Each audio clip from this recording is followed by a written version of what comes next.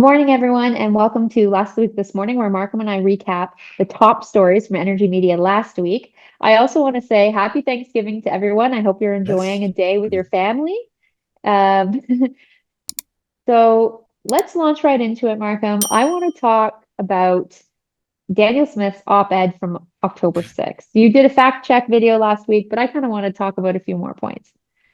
Well, it's an October 6th op-ed. It was run in all the Post media papers. And it's basically, I forget the title exactly, but the idea was you can't build Canada without a pipeline. And my Yeah, argument was, oh, yes, you can. And not only can you, but you should.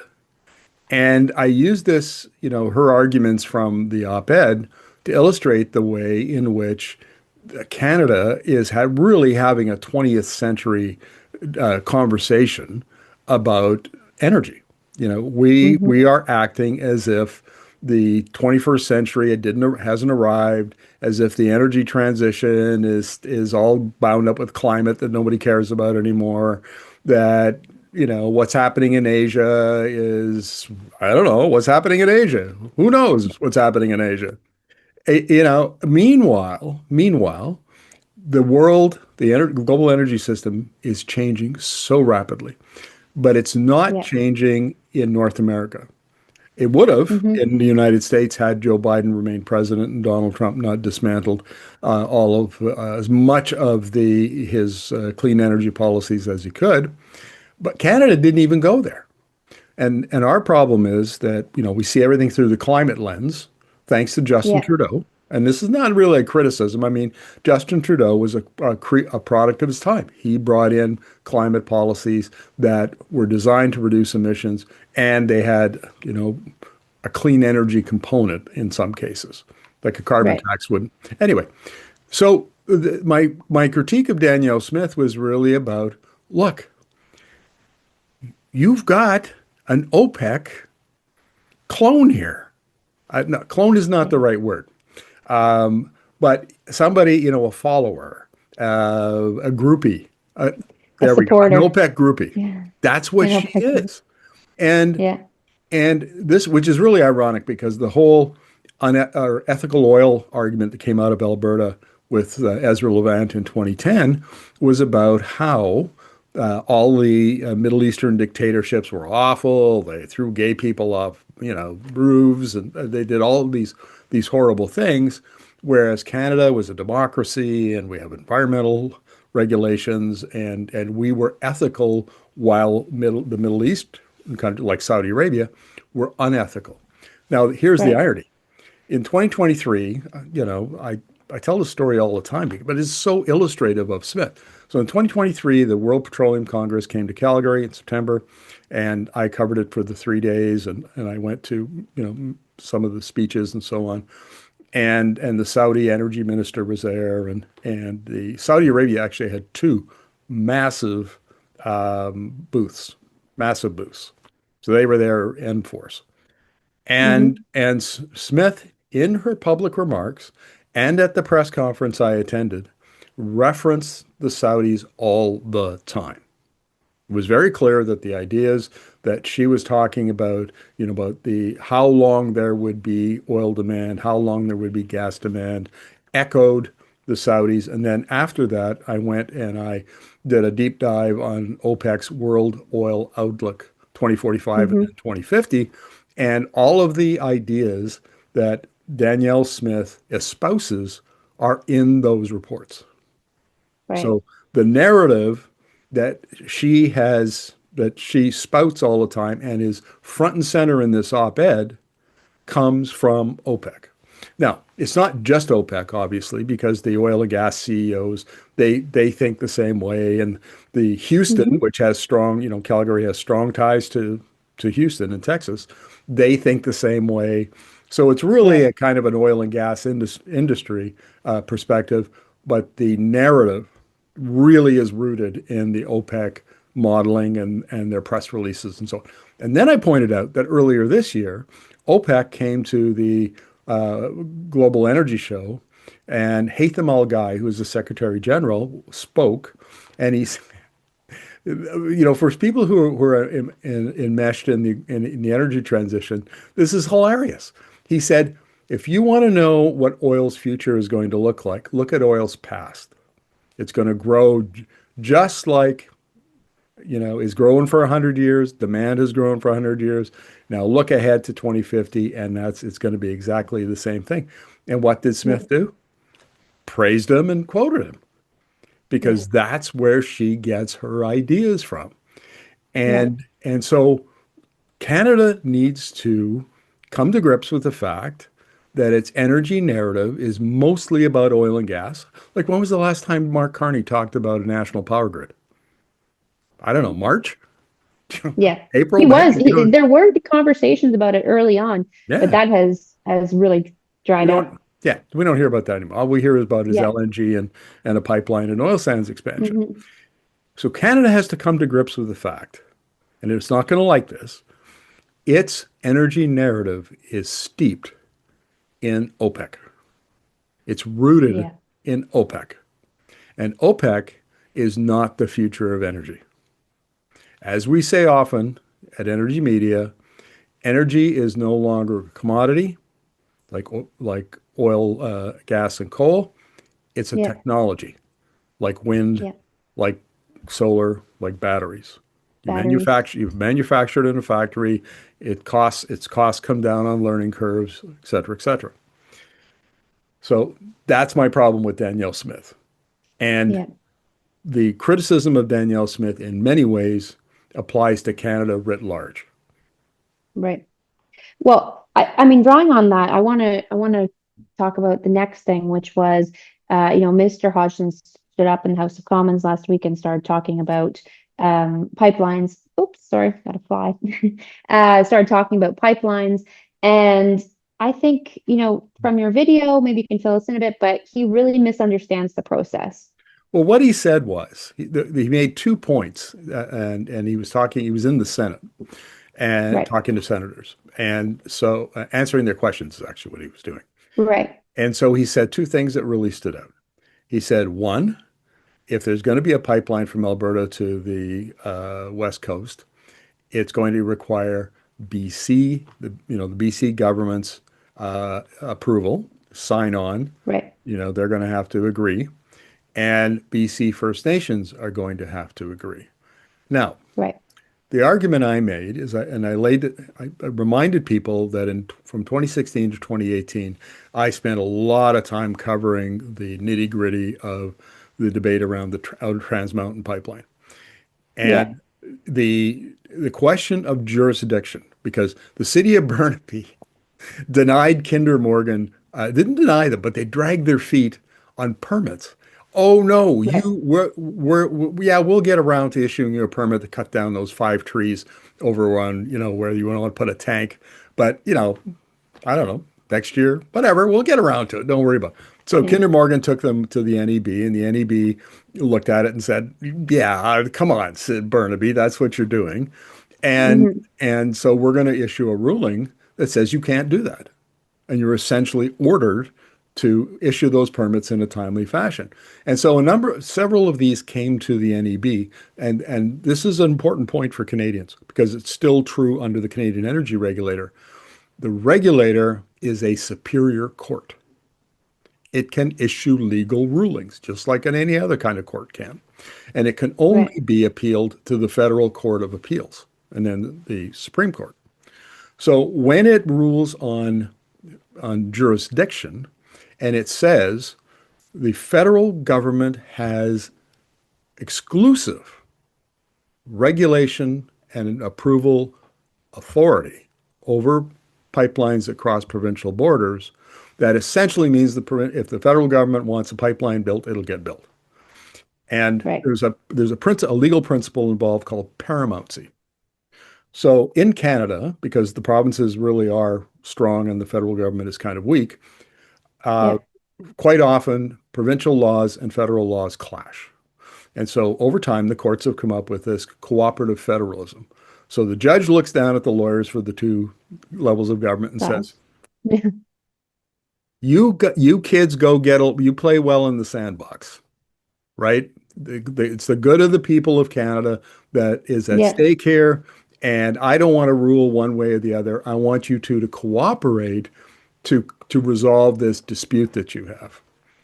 And the opponents of the Trans Mountain expansion argued that cooperative federalism applied here. The Yeah. NEB, the regulator, said no. Yeah. It said Ex paramountcy applies. The federal government has exclusive jurisdiction.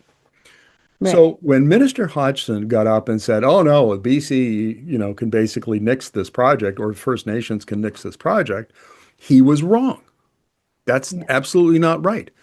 But now let's pull back. Oh, and I should mention the point that the NEB's decisions were appealed by BC and Burnaby, and they were either disallowed. See, I'm not a lawyer, so or the court chose not to hear them. So essentially, Right. the NEB's ruling stood. So anyway, but here's the question: can the federal government, at the beginning of the process, attach conditions to it, to the project, and Yeah. say, well, yes, we have this authority that we can, ram it down BC's throat, but we'd rather not do that. And so we need you to go and get the political approval of Premier David Eby and the First Nation councils and so on. Right. And then we will exercise our federal authority.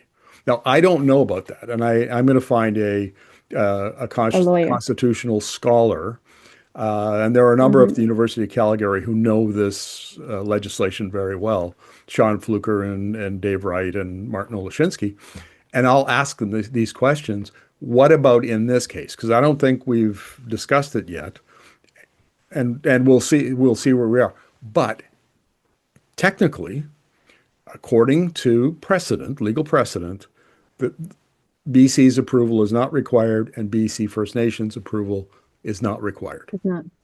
Right. Well, I think that the interesting point here is that what Minister Hodgson said versus what actually happened in the past don't line up. And Yes, so, that's right. we don't actually know whether or not, what legally, what will be attached by the major projects office. What are the conditions? What is going to happen?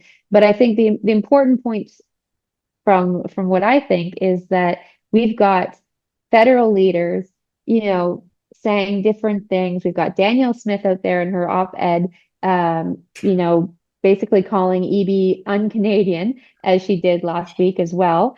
And we're setting ourselves up for a battle here. Well, you'll remember back in 2017, 2018, when Rachel Notley, the NDP and the NDP were in power in Alberta. And John Horgan and the NDP were in power in Yes.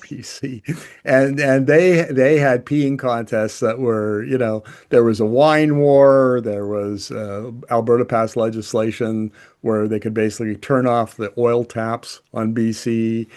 I don't think they ever exercised it, but they could if they wanted to.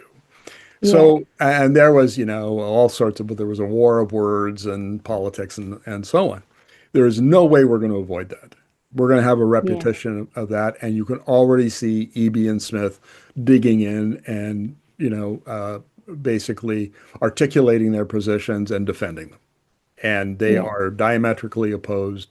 And, so Carney and Hodgson are going to have to try to mediate this dispute and to see if there is a middle ground that will work for both provinces and First Nations, apparently. And so all of that is to be determined, and I can't even guess how that's going to play out. So we'll report on this story regularly, but that's kind of the framework for it. The federal government has the jurisdiction, has the constitutional authority. Will it exercise it, or will it require BC and the First Nations to be on board before it decides to? And what does that mean to Alberta? That's essentially the story. Well, and so you also had Max Fawcett on the show last week. Oh, I He love Max. wrote a Oh, yeah. it was a great interview. I read the Substack where he's really talking about basically talking about the discourse, the paradigm, you know, we're way out of date here. So do you want to fill us in on Max's Substack? Well, I have to tell you a little story. Max, at one point, was the managing editor for the Alberta Oil magazine. And so in Mm, 2015, Max likes to say, "Oh, I gave Markham his first opportunity to publish." And it's not quite accurate, but in terms of oil and gas, that's accurate enough. It's accurate. It's accurate adjacent. Let's put it that way. But Max and I have been friends ever since, and we mostly see alike on this. And so on this particular issue, we did. And what he essentially makes the point in his Substack is, come on, Canada, this is you're not having the right conversation here. yeah, And so he articulated it very well. And we did it was like a 54-minute interview. It was just a conversation. yeah, But Max is a really smart guy. He's well grounded in the politics and the issues, and he does care about accuracy. So he goes out of his way to make sure that he's got data and evidence to back it, receipts, right, to back up his argument. So I right. I would recommend that anybody who wants, has got an hour, fire up your computer or your TV and watch the interview. Not just for my comments, but Max does a good job making these arguments. Yeah, absolutely. And I mean, I tie it back into a little bit about what was in Daniel Smith's op-ed, where she was talking about, the customers for this new said pipeline to the Canadian coast. And she talks about Asia. She mentioned four different countries, and Max touches on this as well, is talking about how you know, these the Asian nations, if you will, you want to talk about China or others, they are already well in investing in clean Oh, tech. well, And our leaders aren't even talking about it. here's an interesting. So one of the things I fact checked, because I just had done a video on it, a week or two ago. She lists four Asian countries: China, Japan, Korea, Yeah, and Malaysia, who have Malaysia. expressed interest in Canada's oil. The problem with that is that China or Malaysia has an explicit, spelled out in policy, in government policy, an explicit policy to end oil and gas imports, gas in the form of LNG. Hmm. Why? Because they spend billions of dollars every year on those fossil fuels, on oil and gas. What they Yeah. would rather do is follow the Chinese model where they use wind and solar, maybe some nuclear. We'll see how that all plays out, but wind and Yeah. solar and coal. Now, everybody gets up in arms over Asia continuing to use coal, but for them, it's an issue of economic and energy security. The coal, Correct. most Asian countries, or many of them anyway, have deposits of coal. They have coal mining industries, and so for them, it's domestic security of supply. They don't have to import Right. it from Canada or the US or Qatar or whatever. They've got their own way to make electricity. And so what China is doing, and this is the model, is China, like 80% of its electricity not that long ago was generated by coal, and now it's like 55% and falling as they roll out solar in a massive way, massive way. Hmm. So the idea is you use wind and solar, hydro, nuclear, geothermal, whatever you've got that's non-emitting, and then you switch out your old, creaky, old, inefficient coal plants to new high efficiency plants. You put in a capacity market to pay them to be backup, and then that's what you use the coal for. Is you when the sun Right. doesn't shine and the wind doesn't blow and there's a drought and the water's too low and etc. You've Hmm. got coal there, so the lights stay on. Right. When the renewables aren't generating enough electricity. That's the model that you're seeing with various, sort of regional or local variations being adopted throughout Asia. So, how does that possibly translate into greater demand for Canadian oil and gas when we had Ember Energy on, and they were talking about between now and 2050, 80% of the growth in energy demand at the global Yeah. level will take place in Asia. So if Asia is going to be 80% of growth Growth. and Yeah. they don't want your product, that's maybe the time to sit back and go, hang on a second, maybe we misjudged the market here. Maybe we ought to be just a little more cautious than we are. But our politicians don't do that. Yeah. They're just bulls in a china shop. They just Yeah. barrel ahead and they repeat tropes that were true 10 years ago and are not true today. Yeah. And it's so pervasive. It's so pervasive, right from Ottawa to Edmonton to Victoria to and then you see Doug Ford in Ontario and lots of premiers have bought into this.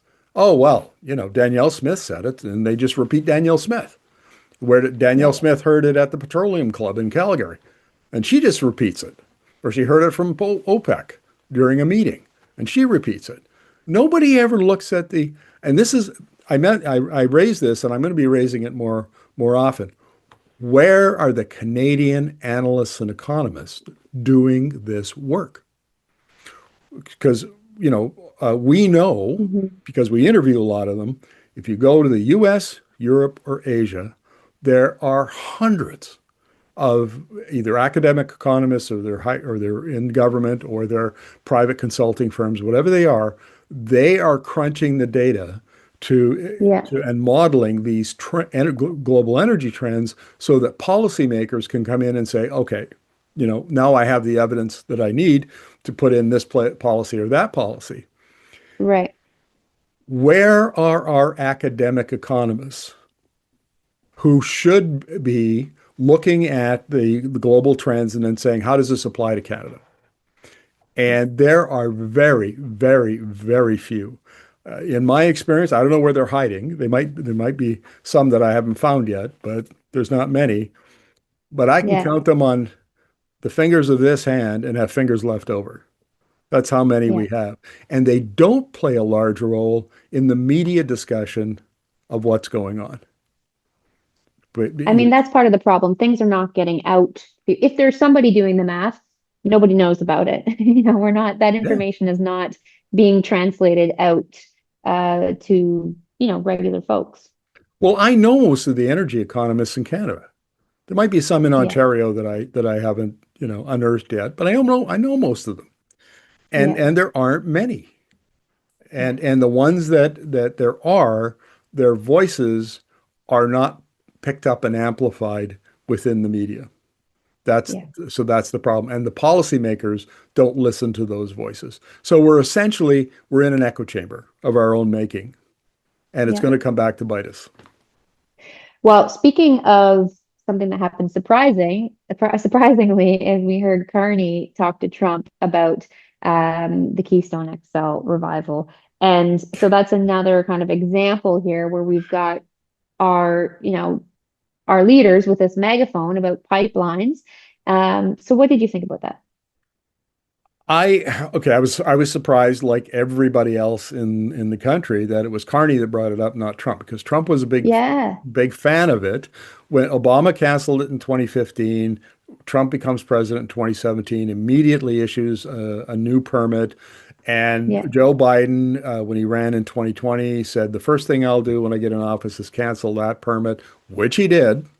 So, at that point in the game, TC Energy, which was the proponent, said, "Oh man, we're done. Like this is just, Trump might come back, Trump 2.0 might issue another permit, but what happens in 2029? You get a yeah, Democrat president and he cancels it again." And they said, "We yeah, just, there's way too much uncertainty, way too much opposition.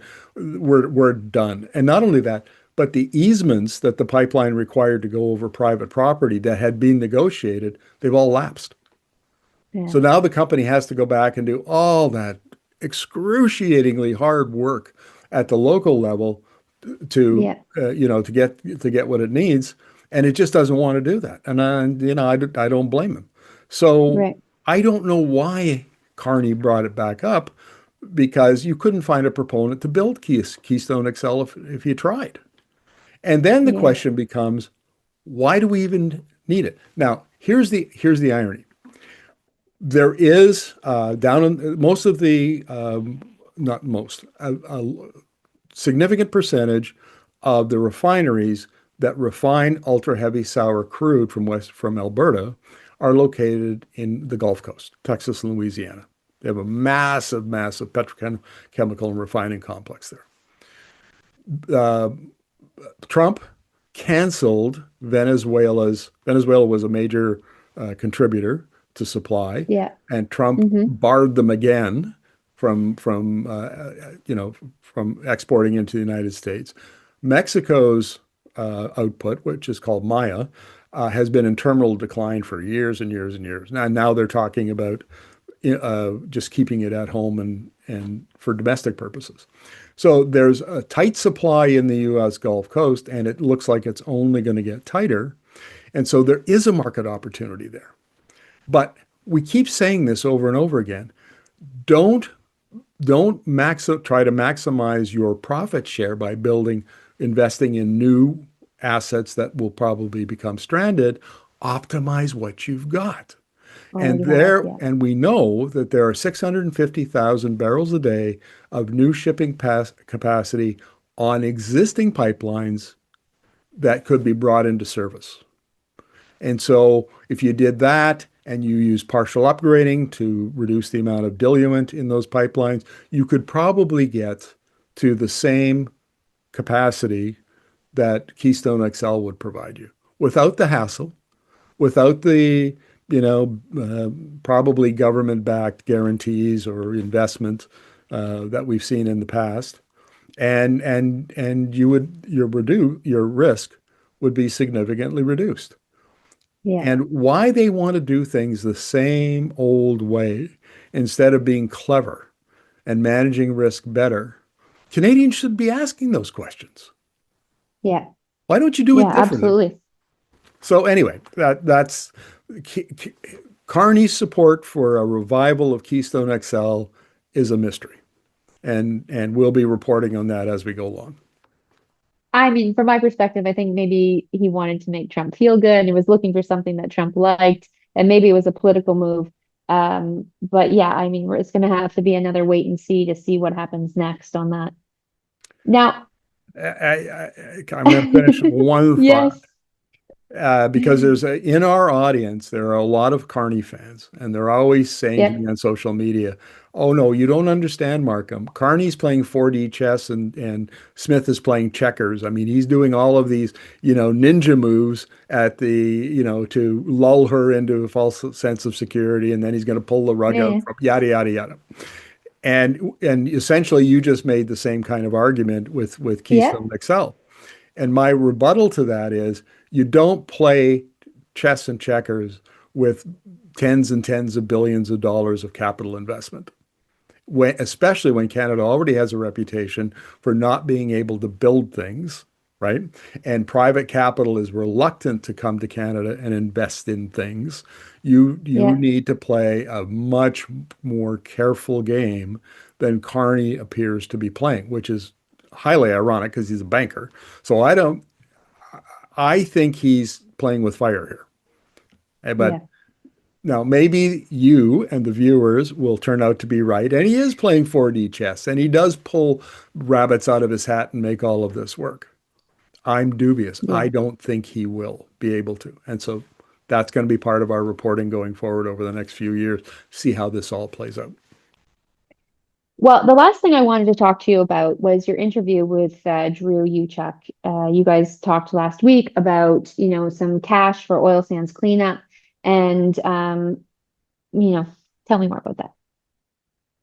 Albertans, if you're living Albertan or you're a Canadian taxpayer because you're the backstop, the Alberta oil and gas industry has been a disaster for decades. What they do, instead of taking security for a new asset like a well or a mine or a whatever SAGD Hmm. operation, instead of taking security at the beginning of the well's life, when there's money there, they're generating revenue, and they could have a bond, they could have insurance, they could have cash set aside, whatever. from 100 years ago, Alberta has said, no, no, we're not going to do that. We want profits and government revenue are a higher priority. We're going to require you to clean them up, but you don't have to do anything until they're depleted and done and you're ready to reclaim them.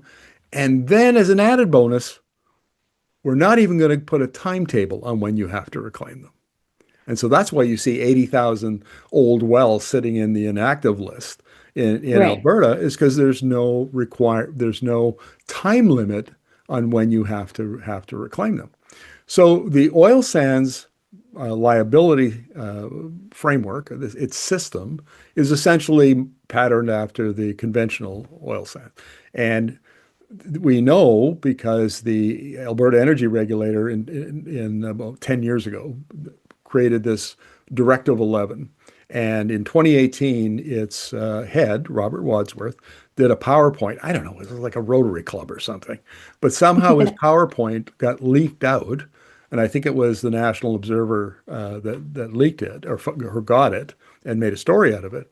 And what it said was our preliminary, like the research we've done to date, shows that Yeah. there is $130 billion of unfunded liabilities in the conventional side and another $130 billion of unfunded liabilities in the oil sands side. So all of those tail ponds, all of the roads and the plant and all of that stuff has to be cleaned up when the industry is, exhausted and moves on. Right. And the province and the regulator have always acted as if there will always be an oil company there. There will always be an oil company. Well, now, at Energy Media, we do a lot of work at the global level, and we're convinced that we will see oil demand around 2030 or 2029, and Right. and there may not be oil companies to backstop the reclamation. So the interview I did with Drew is about a security program called the Mine Financial Security Program that the Right. Alberta government has been around for a long time, like, I don't know, 10, 15 years. And it had almost nothing in it. It had, like 900 million or a billion, which is, okay, so it's a drop in the bucket. Well, I think it was Syncrude got to the point where it triggered the requirement to have security put into this mine financial security program. It was 800 and some odd million. And that now the buck has got cut two drops in it. But the fact that we added a second drop was such big news that Drew and Martin Oleshinsky and Professor Andrew Leach from the University of Alberta wrote this Right. blog post outlining, what the problems are with Yeah. this program, and essentially Alberta taxpayers and Canadian taxpayers, if the companies fail and can't reclaim their assets, it will fall to the taxpayer to clean them up because these things are toxic and they're Yeah. leaking all over the place. And I mean, it's one thing when the company is there and maintaining it all the time. You still have problems, but they're manageable to some extent. But if the company walks away, then the taxpayer is the only one, because otherwise we'll have rivers polluted and groundwater polluted, Yeah. and it'll be an environmental disaster. Disaster. Disaster. Yeah. So that's what the interview was about. And I've interviewed uh, Drew dozens of times because these guys are they are in the minutia of how these programs work. And there aren't many of them, right? It's so Yeah. complex that outside of the industry, there are only a handful of scholars or people like Mark Doran, who works in oil and gas administrative law down on the ground. There are only a Hmm. handful of people who actually know the law, know the regulations, and can tell you how bad it is and how poorly Yeah. the system is functioning. Because if you talk to the government, you talk to the regulator, you talk to the industry, they go, "Oh my God, we have the best regulatory system in the world. We have the cleanest, we have the greenest, we have the, on and on and on." And it's all Oh, bullshit. we have It's all yeah. bullshit. We have this It's, program and that program, and it's all taken care oh, of. Don't our oil worry. is so ethical. It's, we're embarrassed. We're embarrassed how ethical it is. Is Yeah. that kind of an attitude. And none of it's true. None of Yeah. it's true. There are all kinds of problems that are being hidden behind the curtain because the curtain is too remote and too technical for the average Albertan or even a lot of learned, well-educated or Yeah. smart people who should know it's too much. And Yeah. so it becomes a wicked problem.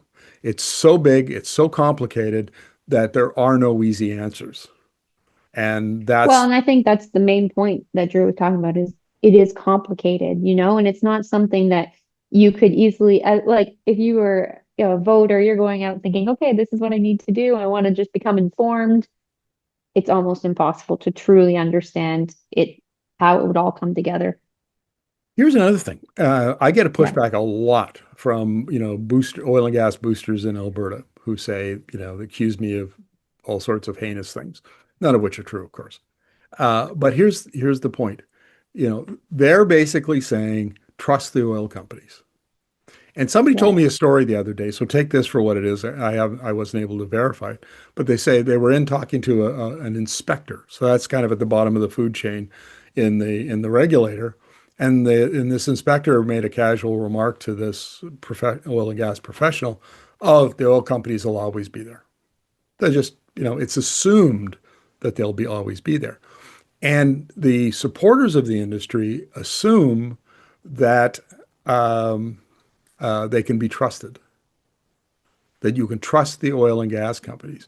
And our approach here at Energy Media is, why would we assume that? Yeah. Because the evidence says you shouldn't, and yet they should held their feet to the fire, and they should be putting money aside for liabilities, and they should be cleaning some of this stuff up.